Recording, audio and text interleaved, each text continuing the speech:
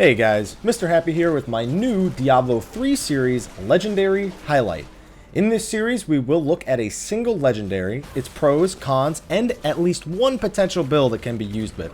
These builds are mostly for fun and can freshen up your loot grinding experience a little bit. This episode, we will start by looking at the Cloak of Gar Wolf. The Cloak of Gar Wolf is an excellent legendary cloak demon hunters can use to enhance almost any build. At its base, it rewards 12% movement speed, average to high dexterity rolls, and all resistance.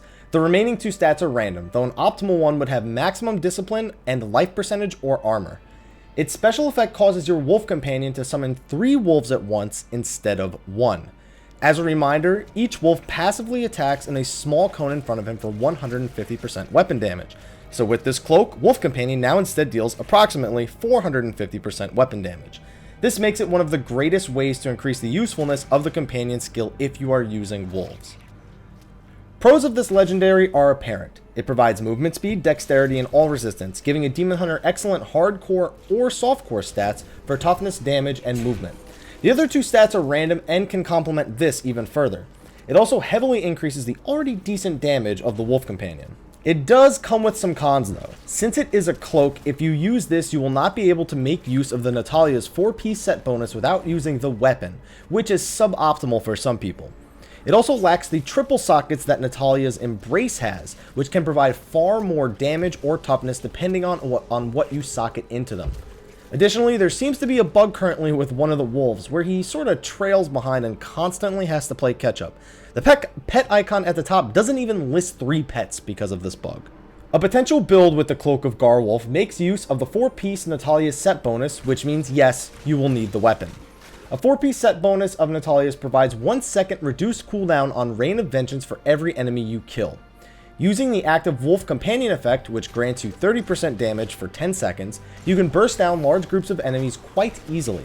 There are many ways to attempt this build, but my favorite is to run Hungering Arrow with the Spray of Teeth rune, Cluster Arrow with Loaded for Bear rune, Rain of Vengeance with the Flying Strike rune, and the Wolf Companion with the Cloak of Gar Wolf. You can fill in the utility slots with your choice of discipline skills, whichever you like, and you can also adjust the passives to your personal needs.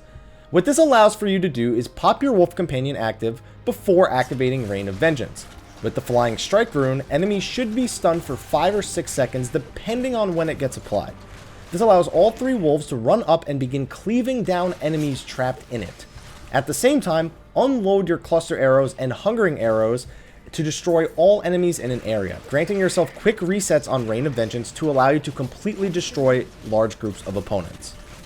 To properly pull off this build, prioritize cooldown reduction, critical hit chance, and critical hit damage on gear, and for Paragon Points, I run Maximum Hatred, critical hit damage, all resistance, and area damage or resource cost reduction. Cooldown reduction allows you to spam Rain of Vengeance and Wolf Companion far more often, even without the resets, which are key components of the build. Critical hit chance and damage are to enable large bursts of damage to help get resets during the 5-second Rain of Vengeance lockdown. Since you will be using a Natalia's one-handed weapon, you will get a 5% passive crit chance from the archery passive, which should allow you to focus 1 extra slot on solely crit damage if you can't get a perfect roll. For Paragon Points, I chose to run Maximum Hatred first to allow work towards getting an extra Cluster Arrow off during Rain of Vengeance.